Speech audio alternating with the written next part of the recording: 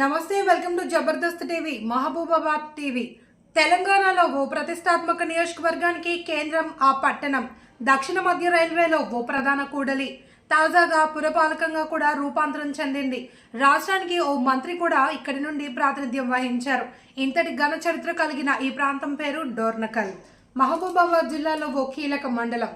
పాలకుల వివక్ష, ప్రజాప్రతినిధుల నిర్లక్ష్యం, అధికారుల అలసత్వం వెరసి అభివృద్ధికి మాత్రం ఆమడ దూరంలో ఉంది. నిధుల కేటాయింపు ఏమన్నా తక్కువగా ఉందా అంటే అది లేదు. కోట్లల్లో నిధుల కేటాయింపులు వస్తున్నాయి, కాగితాల్లో దర్జాగా ఖర్చు అవుతున్నాయి. తాగునీరు, రహదారులు, పారిశుద్ధ్యం ఇలా ఒకటేమిటి, అన్ని సమస్యలే. దీర్ఘకాలంగా పేరుకుపోయిన సమస్యలపై ఓ యువకుడు గలమెత్తాడు. వివిధ రూపాల్లో నిరసన, ఆందోళన వ్యక్తం చేశాడు. అతనే యునైటెడ్ డోర్నకల్ ప్రతినిధి లవన్ కుందోజు. డోర్నకల్ కాలువల్లో మట్టి పేరుకుపోయి నెలలు గడుస్తున్నా శుభ్రం చేయడం లేదు.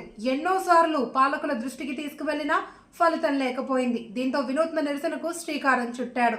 కాలువలో పేరుకుపోయిన మట్టి వ్యర్థాలపై మొక్కలు నాటి నిరసన వ్యక్తం చేశాడు. చూద్దాం పాలకులు ఏం చేస్తారో.